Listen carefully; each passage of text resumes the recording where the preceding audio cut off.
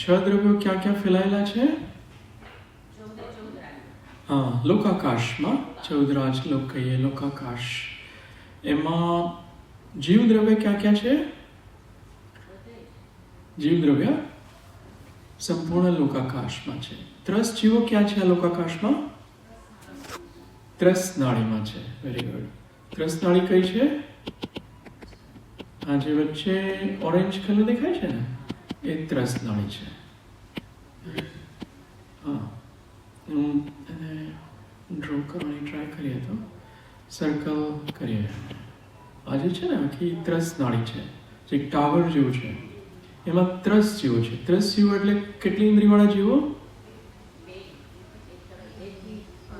2 થી 5 ઇન્દ્રિયવાળા જીવો એ આ ત્રસ નાળીમાં રહે છે. અને આ બાકીનો જે પિંક કલર અને બ્લુ કલર છે, એમાં કયા જીવો રહે છે? પિંક અને બ્લુ કલરમાં સ્થાવર જીવો રહે છે, એકેન્દ્રિય જીવો. એમાં સૂક્ષ્મ અને બાદર સ્થાવર જીવો, પૃથ્વી જલ અગ્નિ કાયો કાય વનસ્પતિ કાય, પૃથ્વી જલ અગ્નિ વાયુ અને વનસ્પતિ કાય જીવો એ બાકીના ભાગમાં રહે છે. આ ત્રસ નાળીમાં પણ એ રહે છે. નીચે જે સૌથી નીચેમાં ગ્રીન કલર છે ને, અહીંયા આ ભાગ, એને શું કહે છે ખબર છે? આ બ્લુ કલરમાં છે, શું છે? બ્લુમાં છે બધું નારકીઓ છે. એ 7 પૃથ્વીઓ છે, જેમાં નરકના જીવો આટલા એરિયામાં જ રહે છે. ત્રસનાળીમાં નરકના જીવો છે. અને એ બ્લુ ભાગ છે, ત્યાં પૃથ્વી જલ અગ્નિ વાયુ વનસ્પતિકાયના જીવો છે, એકેન્દ્રિય જીવો, સૂક્ષ્મ અને બાદર બને. અને નીચે જે લીલો ભાગ છે બ્લુની નીચે, એને કઈ પૃથ્વી કહે છે?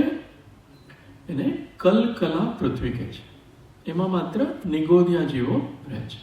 નિગોદિયા જીવો આખા લોકાકાશમાં પણ રહે છે, પણ કલકલા પૃથ્વીમાં માત્ર નિગોદિયા જીવો રહે છે. જીવ દ્રવ્યથી આપણે શરૂ કરેલું. તો જીવ દ્રવ્ય છે એનું લક્ષણ શું બતાવ્યું હતું? ઉપયોગ લક્ષણ. ચૈતન્ય અનુવિધાય પરિણામ એને ઉપયોગ કહે છે. એ જ્ઞાન અને દર્શન સ્વરૂપ છે. જીવ ઉપયોગ સ્વરૂપી છે. બીજા કોઈ દ્રવ્યમાં ઉપયોગ છે? એમાં ઉપયોગ નથી, માત્ર જીવમાં જ છે. એટલે એને એનું લક્ષણ બતાવ્યું છે. જીવને ઓળખવું હોય તો ઉપયોગથી ઓળખી શકાય. જીવ વિશે બીજું શું આપણે જાણ્યું હતું? હા, એમાં વર્ણગંધ સ્પર્શ નથી, અમૂર્ત છે. જ્ઞાન દર્શન ગુણવાળો છે. પછી એ શુભ અશુભ ભાવ કરી શકે અને શુદ્ધ ભાવ પણ કરી શકે. એ 3 પ્રકારના ઉપયોગવાળો પણ જીવ છે. દ્રવ્ય ગુણ પર્યાય સહિત છે, ઉત્પાદ વ્યય દ્રવ્ય સહિત છે. એનું જીવનું એવું સ્વરૂપ છે કે પર્યાય ઉત્પન્ન થાય છે, વ્યય થાય છે, અને જીવ દ્રવ્ય દ્રવ્ય રૂપે છે. જ્ઞાન ગુણની એક અવસ્થા ઉત્પન્ન થઈ, એક દશા, અત્યારે આ જાણીએ છીએ, પછી એ વ્યય થાય છે, બીજા સમયે બીજું જાણીએ છીએ, ત્રીજા સમયે ત્રીજું જાણીએ છીએ. એમ જ્ઞાન ગુણમાં ઉત્પાદ વ્યય થાય છે. દર્શન ગુણ, સુખ ગુણ, વીર્ય ગુણ આદિ અનેક ગુણો છે, બધામાં ઉત્પાદ ને વ્યય થાય છે. બધા દ્રવ્યો છે એમાં પણ ઉત્પાદ વ્યય હોય છે અને દ્રવ્યપણું પણ હોય છે. જીવ પછી લઈએ, સામાન્ય રૂપે અત્યારે લઈએ છીએ પૂદગલ. તો પૂદગલ દ્રવ્યો ક્યાં ક્યાં છે આ લોકાકાશમાં? એ પણ બધે છે. લોકાકાશની બહાર છે? આ લોકાકાશમાં છે. લોકાકાશની બહાર કેટલું આકાશ છે? એનો વિસ્તાર કેટલો છે? અનંત છે. પૂદગલ દ્રવ્ય હોય તો એમાં કેટલા પ્રદેશો હોઈ શકે? કોઈ પૂદગલ હોય એમાં હા, અને આ પેન છે એમાં કેટલા પૂદગલો છે? હા, સ્કંદમાં કેટલા પૂદગલ દ્રવ્યો છે? અનંત. જે આપણે દેખાય છે બધા અનંતમાં જ આવશે. શરીર છે આ પૂદગલનું બનેલું છે સ્કંદ રૂપે, એમાં પણ અનંત પૂદગલ દ્રવ્યો છે. અનંત એટલે તો એનો અંત નહીં, એટલા બધા પેનમાં સંખ્યા તો મર્યાદિત એટલી થઈ જ ગઈ, તો બી એને અનંત કહેવાય. હા, આ બધામાં કાઉન્ટિંગ છે ને, એક ત્રિલોક સાર ગ્રંથ છે, એમાં બધા કાઉન્ટિંગ બતાવે છે, સંખ્યા. તો જે આદિનાથ ભગવાનનું આયુષ્ય હતું ને પૂર્વમાં હતું, એ સંખ્યાત છે. અને પૂર્વ પછી જે પલ્ય થઈ જાય છે, જે ભોગભૂમિના જીવો, એ અસંખ્યાત વર્ષ આયુષ્ય છે એનું, કાઉન્ટલેસ. એ જે ઘણીવાર ભૈયાજીએ એક શલાકા કુંડની વાત કરે ને, એમાં ઘેટા હોય, એના સૂક્ષ્મ વાળ હોય, એ ભરવાના, એનું કાઉન્ટિંગ બતાવ્યું. એ કાઉન્ટિંગથી પછી એમાં અસંખ્યાત સંખ્યા આવે છે. અસંખ્યાતના 3 ભેદ હોય છે, જગન્ય અસંખ્યાત, પરિતા અસંખ્યાત, ઉત્કૃષ્ટ અસંખ્યાત. અસંખ્યાત પછી એક અનંતનો ભેદ આવે છે. તો એ અનંત છે, અસંખ્યાત કરતાં કોઈ મોટી જ રાશિ છે, એને અનંત માગણી છે. તો આમાં અનંત છે, અસંખ્યાત નથી, અનંત પરમાણુઓ એટલા બધા. અનંત એટલે એનો અંત જ નહીં એટલું એમ કહેવાય. સામાન્ય રીતે એ રીતે કહેવાય છે. અંત તો આટલો આવી જ ગયો ને, એવી રીતે એ અર્થમાં. હા, જો જીવ કેટલા છે, આપણે જીવ બોલીએ ને, કેટલા જીવ છે? અનંત. તો એ આમ તો કોઈ ફાઇનાઇટ હોવા જોઈએ ને, અનંત એટલે કન્ફાઇન્ડ હોવા જોઈએ, કંઈ થોડી આમ કોઈ એન્ડલેસ છે. પણ એ એટલા ફાઇનાઇટને અનંત કહે છે, એ અસંખ્યાતથી પણ અનંત ગણા છે. એટલે આ રાશિઓ એ લોકોએ આચાર્યોએ એ રીતે ડિફાઇન કરી છે. અનંતની પરિભાષા નોર્મલમાં હોય એની કરતાં આમાં અલગ થઈ. હા, આમાં થોડી અલગ છે. આમાં કેવું છે કે જે કોઈ દિવસ ખૂટે નહીં ને, એને અનંત કહે છે, અક્ષય અનંત. મને લો સિદ્ધ ભગવાન છે, એ અત્યારે અનંત છે સિદ્ધશિલા ઉપર, પણ નિગોધ્યા જીવોને એના કરતાં અનંત ગણા બતાવ્યા છે. તો નિગોધના જીવો છે એ સિદ્ધ બનશે તો ક્યારે એવો સમય નહીં આવે કે અનંત નિગોધ રાશિ આ સંસારમાં હોય જ નહીં. એ કોઈ દિવસ ખાલી જ નહીં થાય, ખતમ જ નહીં થાય, એવી રાશિ છે. એટલે ઘણું આ બધું જૈન દર્શનમાં ઘણી બધી વસ્તુ છે ને, એ ઇન્ટેલિજન્સથી પકડાયું નથી, બુદ્ધિથી પકડાયું નથી. એવું છે. ફોર એક્ઝામ્પલ, મને ઘણી વાર આકાશ અનંત હોય ને એ પકડાતું હતું કે હા એવું તો કેવું દ્રવ્ય છે કે કોઈ અંત જ નહીં, હે ને, ઉપર જયા જ કરો, કોઈ અંત નહીં. એક અદ્ભુત વસ્તુ થઈ ને, એવી રીતે જ્ઞાનને પણ અનંત બતાવ્યું છે. કેવળ જ્ઞાન એ અનંત છે, તો એનો કોઈ અંત જ નથી. એવી રીતે જીવ રાશિ છે એમાં અનંત બતાવ્યું છે, એ કોઈ અપેક્ષાથી બતાવ્યું છે. પૂતગલો પણ અનંત છે. તો આ અણુ છે આટલા સ્કંદમાં પણ આઈ થિંક અસંખ્યાત કહી શકો. આપણે એક્ઝેક્ટનેસમાં જોઈશું, પણ મને રોટલીમાં આચાર્ય એવું કહ્યું કે એક રોટલી એમાં અનંત પરમાણુ છે. પરમાણુ બહુ જ સૂક્ષ્મ હોય છે, એ અતિ સૂક્ષ્મ, જે માઇક્રોસ્કોપ છે એમાં એ પકડાયા નથી, કાર્બન વર્ગના પણ પકડાયા નથી. જે 8 પ્રકાર બતાવ્યા છે ને, સ્થૂળ સ્થૂળ, સ્થૂળ સૂક્ષ્મ, સૂક્ષ્મ સ્થૂળ, એ રીતે 8 ભેદ પડે છે. એમાં છેલ્લા 4 ભેદ છે ફિઝિક્સના સાયન્ટિસ્ટ હજુ પકડી નથી શક્યા. સૂક્ષ્મને એ લોકો નથી પકડી શક્યા, સૂક્ષ્મને નથી પકડી શક્યા, સૂક્ષ્મ સ્થૂળને નથી પકડી શક્યા. જો ઇલેક્ટ્રોન, પ્રોટોન, ન્યુટ્રોન બધું છે એ એના કરતાં સૂક્ષ્મ વસ્તુઓ આમાં બતાવી છે. તો એ બધું એ રીતે સૂક્ષ્મતા છે એમાં પરમાણુમાં. એ અનંત પરમાણુ ભેગા થાય ત્યારે સ્કંદ બને છે. તો પૂતગલો આ રીતે છે. પૂતગલોનું લક્ષણ શું છે? વર્ણ. હા, સ્પર્શ, રસ, ગંધ અને વર્ણ, અથવા વર્ણ, ગંધ, રસ, સ્પર્શ. એ બીજા કોઈ દ્રવ્યમાં છે નથી.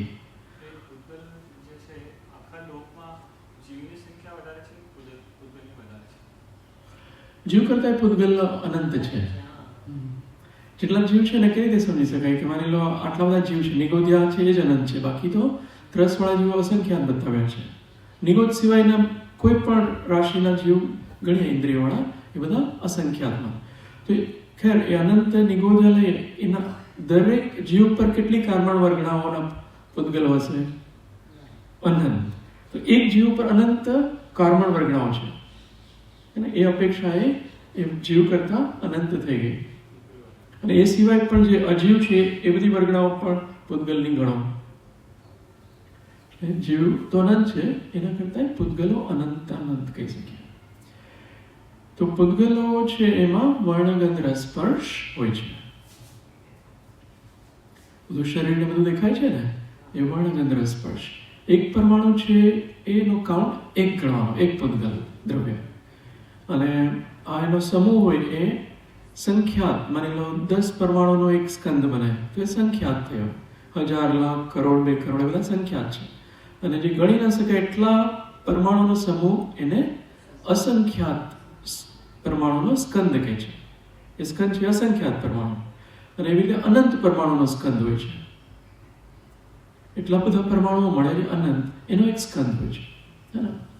ભૈયાજી પાસે વધારે આપણે ખુલાસો કરી શકીશું. આમાં અનંત છે, કમ્પ્યુટરના સ્ક્રીન છે, કોઈ બી કેમેરા હોય, એમાં કેટલા પરમાણુ છે એ કે અનંત છે.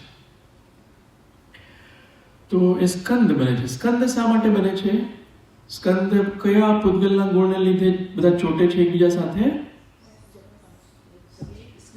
સ્નિગ્ધતા ને વૃક્ષત્વ. એમને માઇક આપો. એક માઇક આપ રાખો નવનીતભાઈ અથવા શરદભાઈ પાસે આપજો. તો એક માઇક અહીંયા છે ને બેટરી વાળું, એમને આપ્યો ને. હા, તો આપણે એ પૂદગલ છે એમાં શું વાત થતી હતી? સ્નિગ્ધત્વ અને વૃક્ષત્વ. એને લીધે એકબીજા સાથે એ બંધાઈ જાય છે, જોડાઈ જાય છે અને એક સ્કંદ બને છે. સ્કંદ બને ને પૂદગલોના સમૂહનો.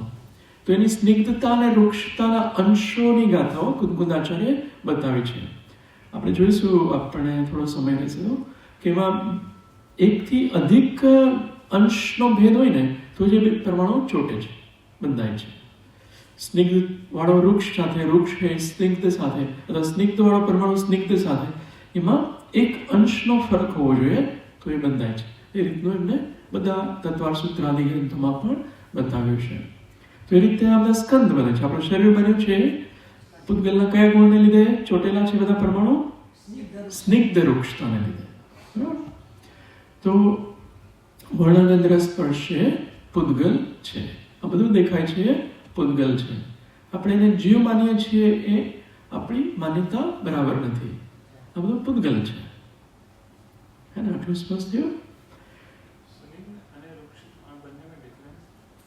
સ્નિગ્ધ ચીકણા વાળો એનો સ્પર્શ છે અને વૃક્ષ સુખો સ્પર્શ. સ્પર્શ હોય ને, જેમ કે આપણે તેલ હોય એનો થોડો ચીકણો આપણા હાથમાં ચોટે ને, હાથમાં ચીકણો હોય. અને લુખો સ્પર્શ શેનો હોય છે? જેમ કે પાપડ હોય એનો દ્રષ્ટાંત તરીકે રેતી હોય, આ છે આનો લુખો સ્પર્શ છે. તો સ્નિગ્ધ અને વૃક્ષ, ચીકણો અને લુખો સ્પર્શ, એટલે 8 પ્રકારના સ્પર્શ હોય છે. સ્પર્શ 8 હોય છે, વર્ણ 5 છે, ગંધ 2 છે અને રસ પણ 5 બતાવે છે. 6 પણ લઈ શકો, 5 6 પણ લઈ શકો. મીઠો, તીખો, ખાટો, ખારો, કડવો, તુરો, કશેલો, એ તો રસ છે. 8 સ્પર્શ છે. એમાં કયા કયા સ્પર્શ છે? ઠંડો, ગરમ, હલકો, ભારે, મૃદુ, કઠોર અને સ્નિગ્ધ, વૃક્ષ. એ 8 સ્પર્શ છે. એ પૂદગલમાં જ હોય છે. એના વિશેષ ગુણ છે પૂદગલ. પછી ધર્માસ્તિકાય આપણે જોયેલું. ધર્માસ્તિકાય દ્રવ્ય ક્યાં છે? આ લોકાકાશમાં, આખા લોકાકાશમાં ફેલાયેલું છે. એનું લક્ષણ શું છે? ધર્માસ્તિકાયનું ગતિ હેતુત્વ. એટલે આપણે આ ગતિ અહીંથી અહીંયા ચાલીએ છીએ એમાં એ ધક્કો મારે છે ધર્માસ્તિકાય, કે આપણે ચાલીએ છીએ ને એમાં એ સહાય કરે છે. સહાય કઈ રીતે કરે છે? ધક્કો તો મારતો નથી, તો સહાય કઈ રીતે કરે છે?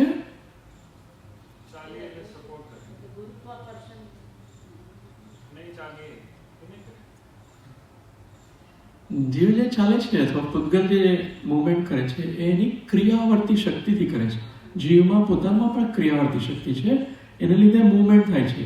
એમાં ધર્માસ્તિકાય એક ગતિ હેતુત્વ તત્વ છે જે ઉદાસીન નિમિત્ત છે.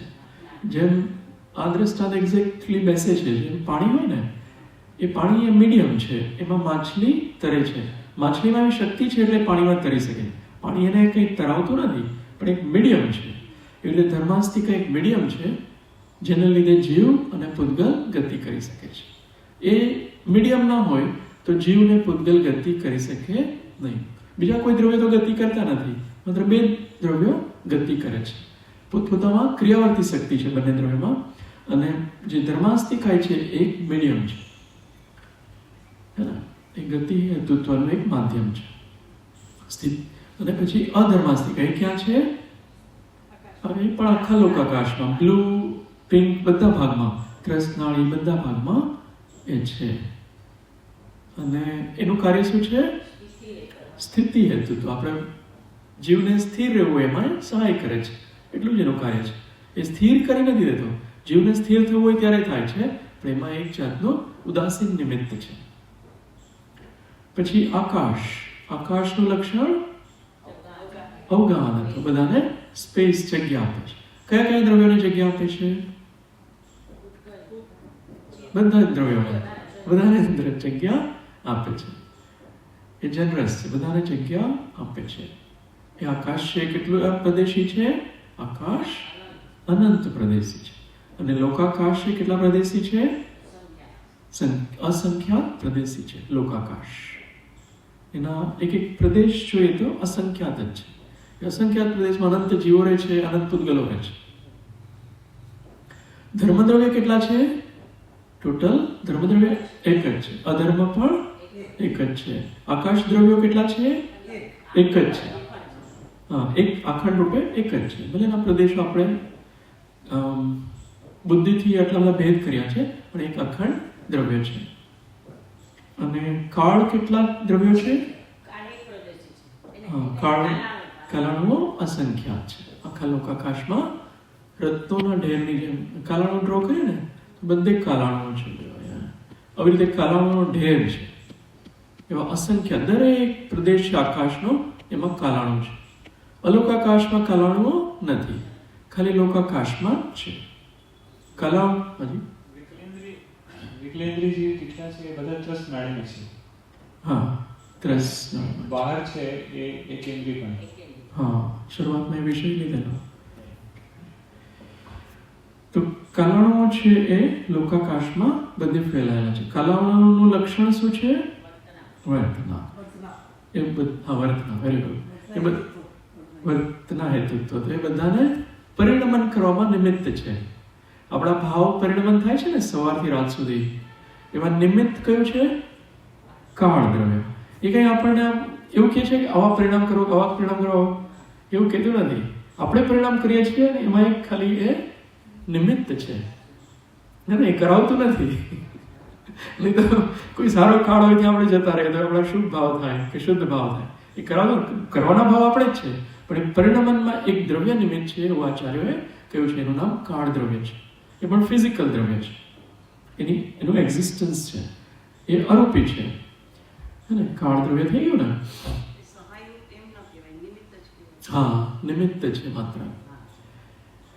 વ્યવહારથી સહાયરૂપ કહીએ છીએ આપણે, નિશ્ચયથી એ નિમિત્ત છે. વ્યવહાર કાળ સહાયરૂપ કરી દે છે કે વહેલી સવાર હોય ને ત્યારે આપણા ભાવ એકદમ સારા થઈ શકે, શાંત હોય ને તો સવારનો કાળ છે સાધના માટે સારો આપણે કહીએ છીએ, હે ને. પછી પૂજા વગેરેનો સમય એ સારો કાળ છે. કોઈક અષ્ટમી ચતુર્દશીના દિવસો સારા, કલ્યાણકો ભગવાનના હોય એ કાળ આપણે સારો માનીએ છીએ. પર્યુષણાદિ 10 લક્ષણાદિ એ દિવસોમાં સહજ ભાવ સારા થાય છે. પણ એમાં કાળ કંઈ કરતું નથી. એ વ્યવહાર કાળ એવો છે. આપણા ભાવો આપણાથી જ એવા વિશુદ્ધ થાય છે. કાળ દ્રવ્ય થઈ ગયું છે. 6 દ્રવ્ય થઈ ગયા. તો જીવ દ્રવ્યો કેટલા છે આખા લોકાકાશમાં? અનંત. પૂતગલો અનંતાનંત. ધર્માસ્તિકાય 1, અધર્માસ્તિકાય 1, આકાશ 1 અને કાલાણો અસંખ્ય. એટલું સ્પષ્ટ થઈ ગયું. તો જીવ દ્રવ્ય છે એ આ શરીર, આપણે જીવની પર્યાય કહીએ છીએ તો ખરેખર આ શરીર છે એ પૂતગલ છે કે જીવ છે? પૂતગલ છે. તો આપણે એને જીવની પર્યાય શા માટે કહીએ છીએ?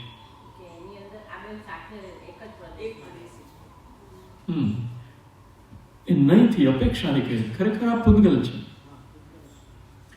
આ જીવની સાથે શું કામ બધા પૂતગલો ચોટેલા છે આજુબાજુ? કેમ? એના લીધે તો ભાવ કરે છે તો એ તો જીવનો ભાવ છે, પણ પૂતગલને એમાં શું છે? પૂતગલ શા માટે ચોટેલા છે? જીવ તો અરૂપી છે, બરાબર? આંખથી દેખાયો નથી, વર્ણનેન્દ્ર સ્પર્શ નથી, એક અલગ જ દ્રવ્ય છે. તો પૂતગલો જીવ સાથે શા માટે ચોટેલા છે? ઓકે, લોજિકલી વિચારો તો જીવ સાથે કર્મો શા માટે ચોટેલા છે? શરીર શા માટે ચોટેલું છે?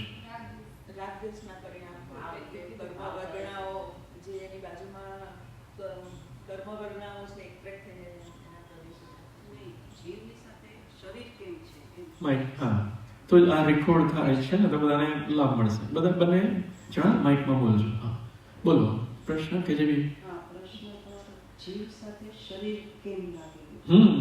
શા માટે? એવા આગળના કરેલા કર્મોને કારણે હોઈ શકે. એક જ ઓકે, કર્મોને કારણે. તો કર્મો તો પૂતગલ છે, તો જીવ સાથે શા માટે ચોટે છે? જીવે રાગદ્વેષ કર્યા હોય એનાથી જે કર્મ વર્ગણા ઉત્પન્ન થઈ હોય તો જીવ સાથે. ઓકે, તો કસાયની ચિકાસ. હા, ચિકાસ. કસાયની ચિકાસ હજુ બરાબર સમજાયું નથી આપ લોકો, એટલે ડીપમાં આપણે જઈએ છીએ એટલા માટે. આપને બોલા નરસિંહભાઈ, રીટાબેન તમને એક સેકન્ડ. તો જીવ સાથે ધર્માસ્તિકાય પણ ચોટી શકે, મતલબ રહી શકે. ધર્માસ્તિકાય બી એક ક્ષેત્રમાં છે જ્યાં જીવ છે, બરાબર? અધર્માસ્તિકાય બી છે, કલાણો પણ છે, આકાશ પણ છે. એ પણ જીવની સાથે રહેવું જોઈએ ને, જ્યાં જીવ જાય ત્યાં.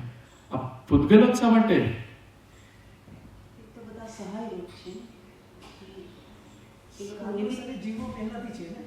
હા, આ આન્સર છે જવાબ. હવે આને તમે બહુ ઊંડાણથી વિચારો. આ છે ને, આનાથી આખું સાયન્સ કહીએ અથવા તો જે જૈન ધર્મનો જે સાર છે ને એ પકડાઈ જશે. એવું ક્યારેય એવો કોઈ સમય હતો કે જ્યારે જીવ અને પૂતગલ સાથે નહોતા, જીવ અને કર્મો સાથે નહોતા? એવું વસ્તુનું સ્વરૂપ છે. જીવ અને કર્મ અનાદિથી એકબીજા સાથે છે, અને આ કર્મ છે એનો ઉદય થાય છે એટલે જીવના ભાવ વિકારી થાય છે. વિકારી ભાવ થાય એટલે એવું સહજ નિમિત્ત સંબંધ બને છે કે નવા કર્મો આવી અને જૂના કર્મો સાથે બંધાય છે. ચિકાસ છે એ તો કર્મમાં જ છે, જીવમાં તો છે નહીં ચિકાસ. વર્ણગંધ્ર સ્પર્શ જીવમાં છે જ નહીં, બરાબર? તો એની સાથે તો બંધાયા નથી કર્મો, જીવ સાથે નથી બંધાયા. એ ક્લિયર છે ને બધાને? કર્મ જીવ સાથે નથી બંધાયા, કોની સાથે? કર્મો સાથે જ કર્મો બંધાય છે. તો એક કર્મનો ઉદય આવે છે અને આ બાજુ જીવ ક્રોધ માનમાં એ લોકોવાળા ભાવો કરે છે, તો શું થાય છે? કર્મ સાથે નવા કર્મ ચોટી જાય છે, અને એ કર્મનો ઉદય થાય છે એટલે આ શરીર બને છે. કર્મ બીજ છે, નામ કર્મ બીજ છે, અને આ મનુષ્ય શરીર છે એનું ફળ છે. તો આ શરીર બની ગયું. શરીર બની ગયું એટલે જીવ શું વિચાર કરે છે કે આ તો હું જ છું, આમ છે તેમ છે, અને મિથ્યાત્વવાળી માન્યતાઓ થાય છે. અને પછી એ એવા ભાવ કરે છે કંઈક પ્રાપ્ત કરવાના. બહારના બધા પૂતગલ જોવે ને, આ સારું છે, આ પ્રાપ્ત કરવા જેવું છે, આ ભગવાન, એટલે એ ભાવ કરે છે. એટલે બધા નવા કર્મો ચોટે છે, કર્મો સાથે જ બંધાય છે. પાછું એનો ઉદય થાય છે, પાછા જીવ એવા વિભાવવાળા ભાવો કરે છે, પાછા નવો કર્મ બંધાય છે. અને એટલે એને આખું આ ખોખું છે પૂતગલનું, એમાં પોતાની માન્યતા બેસી ગઈ છે. ખરેખર આ ખોખું તો પૂતગલનું છે, પણ એને શું થયું છે? એ માન્યતા બેઠી છે કે આ હું છું, આ બધું મારું છે, આ સારું છે, આ બધાને હું જ કરું છું બધા કાર્યો. એને માન્યતા બેસી ગઈ છે. એ મિથ્યા માન્યતાને લીધે નવા નવા કર્મોને આકર્ષે છે. જો એ માન્યતા જતી રહે છે તો એ નવા કર્મો આકર્ષાતા નથી, અથવા માન્યતા જતી રહેશે એને આપણે સમ્યક દર્શન કહીએ છીએ. તો 148 માંથી 47 પ્રકારના કર્મો બંધાતા નથી. ખ્યાલ આવે છે ને? મિચ્છત હુંડે સંડા સંપત્તિ યથાવરદા, જે નરક સંબંધી, તિર્યન સંબંધી કર્મો છે, એકેન્દ્રિયથી વિકેન્દ્રિય સંબંધી કર્મો છે, એ બધા કર્મો નથી બંધાતા. જ્યારે માન્યતા ખાલી બદલાઈ જાય છે જીવની. ખ્યાલ આવે છે થોડો?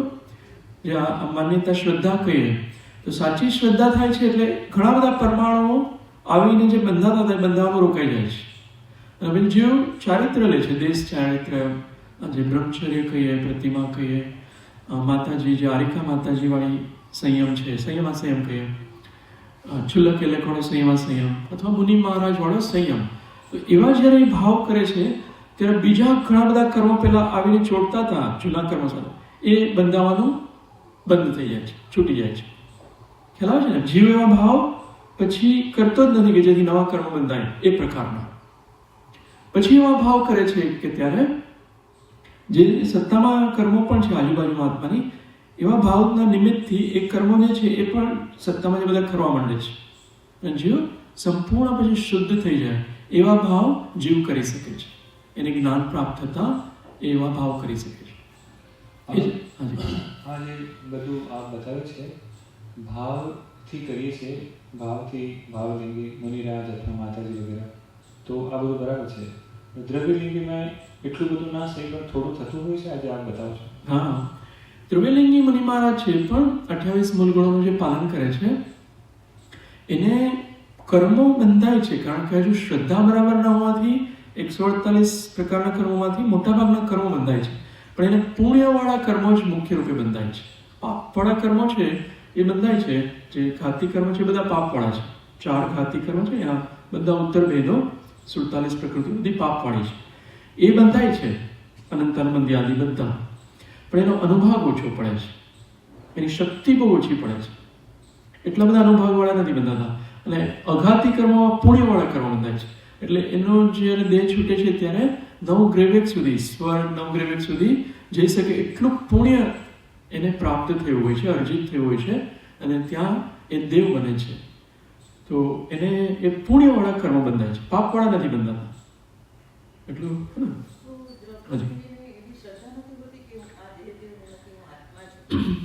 એવી એક્ઝેક્ટનેસમાં શ્રદ્ધા નથી થતી, એવી નથી થઈ શકતી. આપણને ક્યાં હતી? આપણે મુનિ મહારાજનું તો છોડો, આપણને ક્યાં એવી ખબર હતી કે હું જીવ દ્રવ્ય છું. હા હા, એમાં જીવના જે અસંખ્યાત લોક પ્રમાણ પરિણામ છે ને, અસંખ્યાત પરિણામો છે, એમાં ક્યાંય ને ક્યાંય ભૂલ રહી ગઈ હોય છે, દોષ રહી ગયો હોય છે. મિથ્યાત્વના પણ કેટલા બધા ભેદ પ્રભેદ છે, એમાં જરાક પણ ભૂલ હોય તો શ્રદ્ધા સમ્યક નથી બની શકતી. સમ્યક બનવા માટે એક્ઝેક્ટનેસમાં બધી ખબર હોય છે કે આ જીવ તત્વ એટલે એનું સ્વરૂપ આવું જ છે, અજીવ તત્વનું સ્વરૂપ આવું જ છે, આશ્રમનું સ્વરૂપ આવું જ છે, બંધનું સ્વરૂપ આવું છે. એક્ઝેક્ટનેસમાં ખબર હોય છે. મને હમણાં બધી સર્જરી થાય છે, જેમ ગોકુળ સાહેબજીની થાય, ડૉક્ટરને એક્ઝેક્ટનેસમાં ખબર ન હોય કે કઈ નળ ક્યાં છે, ક્યાં કઈ વેઇન છે, આર્ટરી છે, તો શું થાય? એ માણસ ઉડી જાય ને. એક્ઝેક્ટનેસમાં એને ખબર હોવી જોઈએ તો જ બધું કાપી શકે. હા, એવી રીતે આ તત્વનું એવું સમીચીન શ્રદ્ધા હોય ત્યારે એ મિથ્યાત્વ જાય છે. એટલે એ સમીચીન શ્રદ્ધા વખતે આપણી માન્યતાઓ પ્રમાણે આત્માનુભૂતિ થાય છે, ત્યારે એક્ઝેક્ટ શ્રદ્ધા થાય છે. જીવનું એક્ઝેક્ટનેસમાં સ્વરૂપ ખ્યાલ આવે છે અનુભૂતિ વખતે, અને એના બેઝ પર પછી એ શ્રદ્ધા થવાથી નવા કર્મો, 47 કર્મો બંધાતા નથી. શ્રદ્ધાના બળ પછી રાત્રે સૂતા હોય સાહેબજી તો પણ એ કર્મ નહીં બંધાય.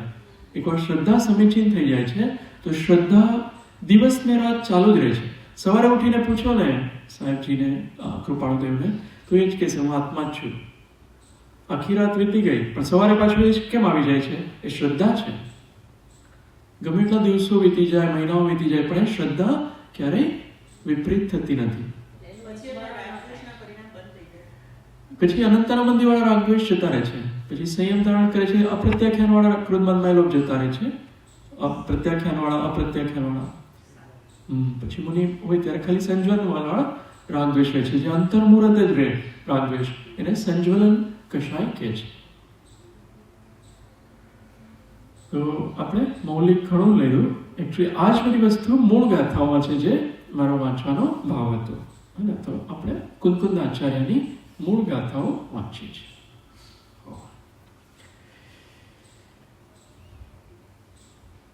લઈએ છીએ. આજે છે ને સ્પેસિફિક ગાથા લઈશું સમયને લીધે, અને આ વિષયના અનુસંધાનમાં લઈએ છીએ. આ ગાથા પણ થોડી ફોરવર્ડ કરજો, પછી we'll go back to those ones. જીવ 4 પ્રાણોથી સંયુક્ત છે એ બતાવે છે.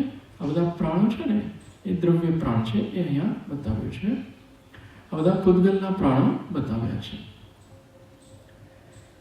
હવે પ્રાણોનું પૌદ્ગલિકપણું સિદ્ધ કરે છે. 148 થી આપણે લઈએ, 150 સુધી લેવાની છે. આનો થોડો ટાઈમ છે, પણ at least we will get essence of it. જીવો પાણણી બધો મોહાદિ એહિમ કમ્મેહિમ ઉવ ભુંજમ કમ્મ ફલમ બચ્છતિ અર્ણેહિમ કમ્મેહિમ મોહાદિ કર્મ નિબંધથી સંબંધ પામી પ્રાણનો જીવ કર્મ ફળ ઉપભોગ કરતા બંધ પામે કર્મનો. અન્વય મોહાદિક કર્મ વડે બંધાયો હોવાને લીધે જીવ પ્રાણોથી સંયુક્ત થયો થકો કર્મફળને ભોગવતા અન્ય કર્મ વડે બંધાય છે. મોહાદિક કર્મ વડે બંધાયો હોવાને લીધે આપણે આ વાત થઈ ને, મોહાદિક કર્મ વડે ક્યાંથી બંધાયો છે? એ બંધાયેલો જ છે. જેમ જીવ ક્યારે ઉત્પન્ન થયો? જીવ ઉત્પન્ન નથી થયો, ઇટ ડઝ એક્ઝિસ્ટ. એવી રીતે કર્મ અને જીવ બે એક્ઝિસ્ટ છે એકી સાથે. જીવ ક્યારે શુદ્ધ થયો જ નથી. જેમ ખાણમાં સુવર્ણ છે એ અશુદ્ધિઓવાળું, માટી આદિ અશુદ્ધિઓવાળું હંમેશાથી છે, એ શુદ્ધ ક્યારે થયો જ નથી. એવી રીતે જીવ હંમેશા આ મોહાદિ કર્મ વડે બંધાયેલો છે. અને જીવ પ્રાણોથી સંયુક્ત થયો થકો કર્મ ફળને ભોગવતા. હવે એ પ્રાણ એટલે આ બધા કયા પ્રાણ? 10 પ્રાણ. તો આ 5 ઇન્દ્રિય, પછી મન વચન કાયા બળ અને આયુષ્ય, શ્વાસોશ્વાસ આયુષ્ય. એ 10 પ્રાણોથી શું થાય છે? પ્રાણોથી સંયુક્ત થયો થકો કર્મના ઉદયથી શરીર મળે છે, એટલે 10 પ્રાણ મળે છે. આયુષ્ય આદિ, શ્વાસોશ્વાસ આદિ, 5 ઇન્દ્રિય, મન વચન કાયા બધું મળે છે કર્મના ઉદયથી, મોહની આદિ કર્મના ઉદયથી. અને પછી કર્મ ફળને ભોગવે છે, પાછા કર્મના ઉદય આવે છે અને અન્ય કર્મો વડે બંધાય છે. આવું થાય છે. તો એની ટીકા છે, હા વાંચી લઈએ.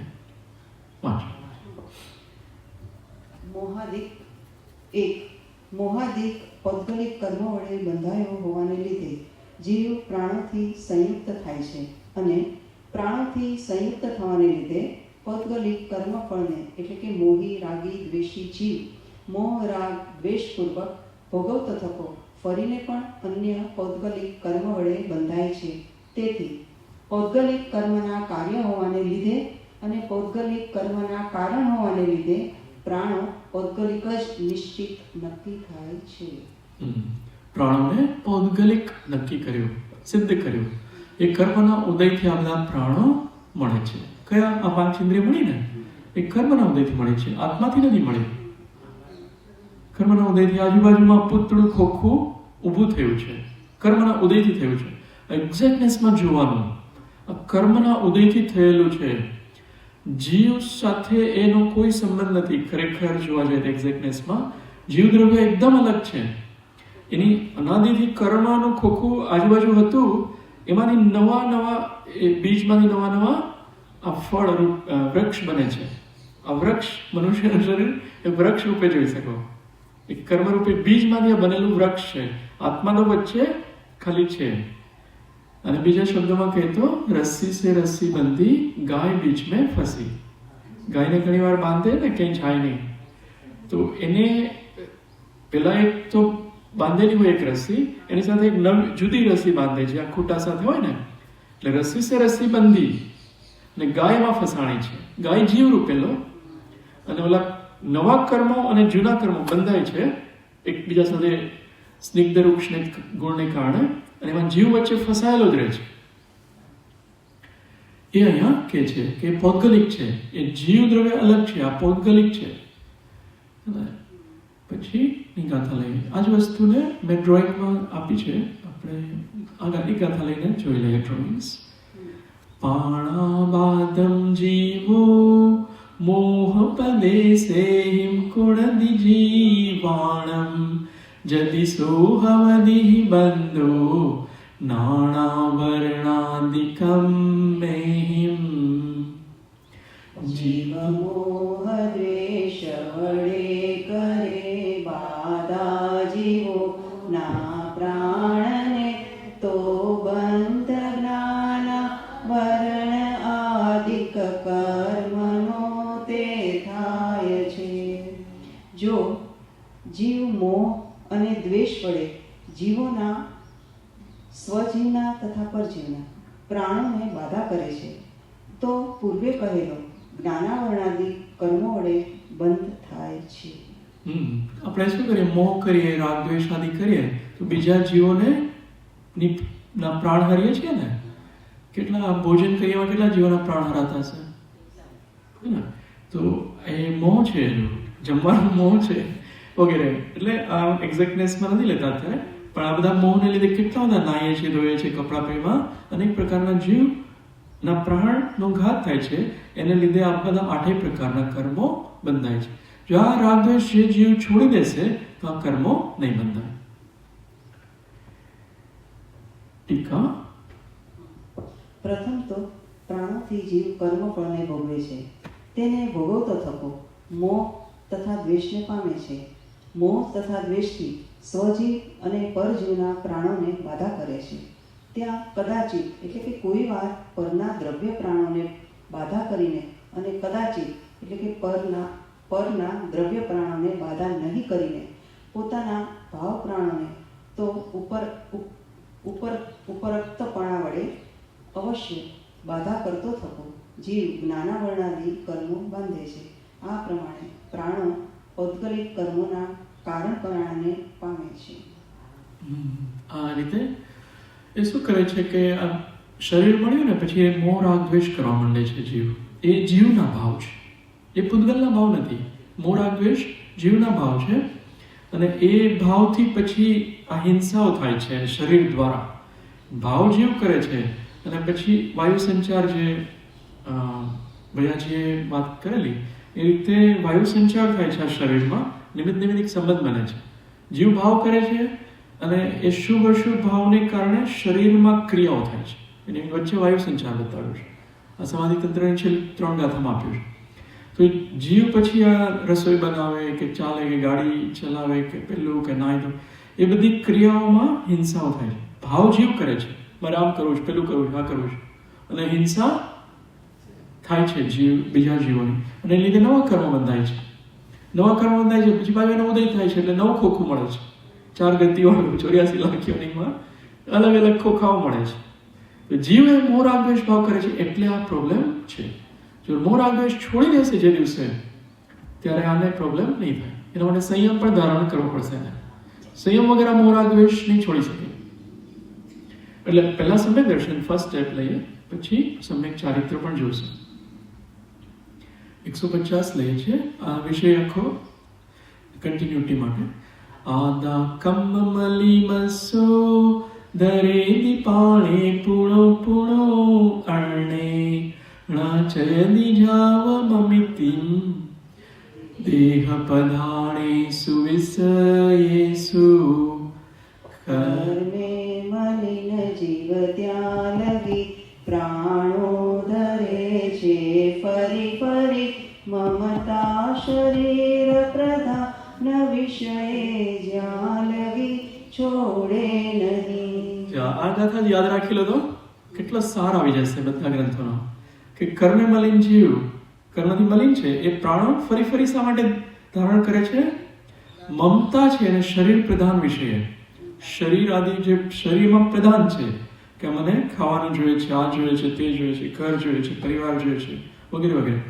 એ શરીર પ્રધાન વિશે મમતાને લીધે એ જ્યાં સુધી મમતા છોડે નહીં ત્યાં સુધી નવા નવા પ્રાણો ધરશે, લેશે. કારણ કે એ નવા નવા કર્મને આકર્ષે છે. એ મમતાવાળા ભાવ કરવાથી નવા કર્મ બાંધે છે અને એનો ઉદય થાય છે. બીજનો ઉદય આ 4 ગતિમાં લઈ જાય છે. એ આ 150માં બતાવ્યું છે. અન્વય અર્થ લઈ લઈએ. જ્યાં સુધી દેહ પ્રધાન વિષયોમાં મમત્વ છોડતો નથી ત્યાં સુધી કર્મથી મલિન આત્મા ફરી ફરીને અન્ય પ્રાણો ધારણ કરે છે.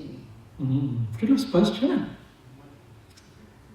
ટીકાને ભાવાર્થ વાંચી લઈએ તો આખો વિષય થઈ જશે.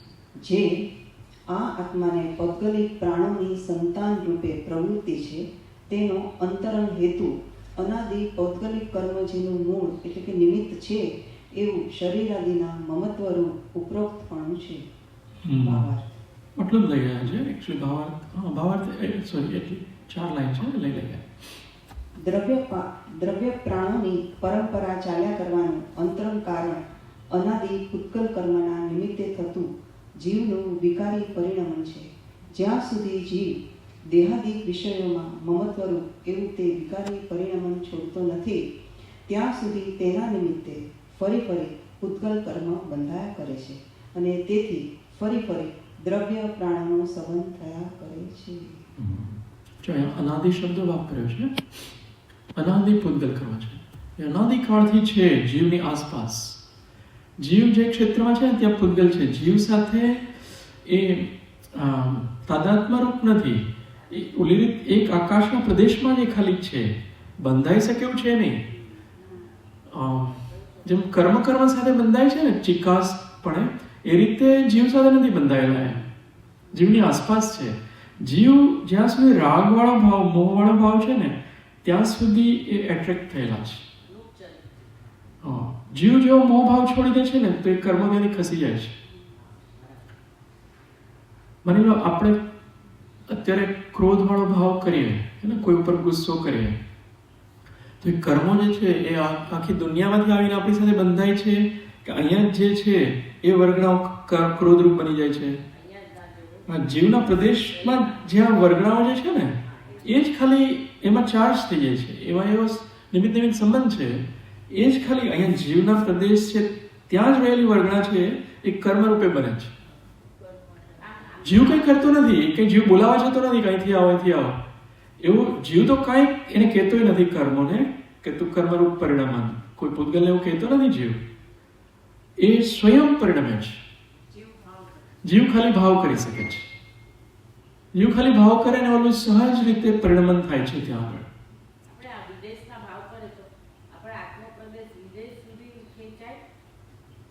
વિદેશ ક્ષેત્ર કયું?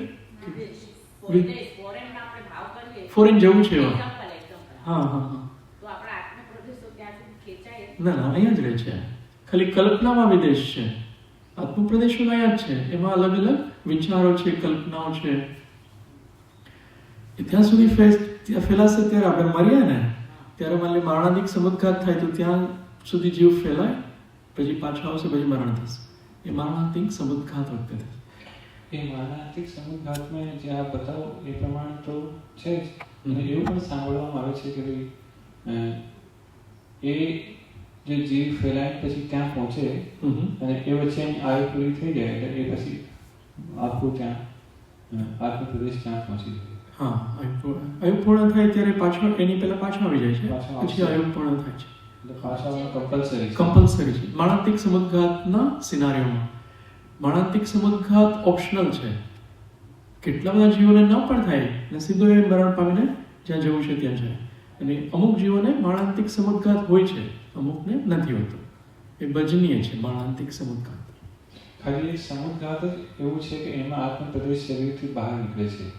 સાતે સમુદ્ઘાતમાં બહાર નીકળે છે. એના સિવાય બાકી ક્યાંય નહીં નીકળે. નહીં, આ 7 સમુદ્ઘાતમાં નીકળે છે જે મૂળ શરીરથી બહાર મુખ્ય રૂપે. પછી બીજા બી કદાચ સિનારીઓ જોઈશું. સમુદ્ઘાત એટલા માટે જ કહે છે પ્રદેશો ફેલાય છે. તો આમાં આનો સાર એ છે કે આ અનંતકાળથી આપણે આત્મા અને કર્મો બે સાથે છે. હું અને કર્મ, અનંત કર્મો બધા સાથે છે. એ કર્મના નિમિત્તથી વિભાવવાળા ભાવ હું કરું છું અને વિભાવવાળા ભાવને લીધે નવા કર્મો જૂના કર્મો સાથે બંધાય છે. અને પછી પાછો એ જૂના કર્મ કહીએ કે નવા એનો ઉદય થાય છે. પાછો જીવ વિભાવવાળો ભાવ કરે છે. પાછા જૂના સાથે નવા કર્મ બંધાય છે. અને જૂના ખરી જાય છે અમુક પાછા નવા બંધાય.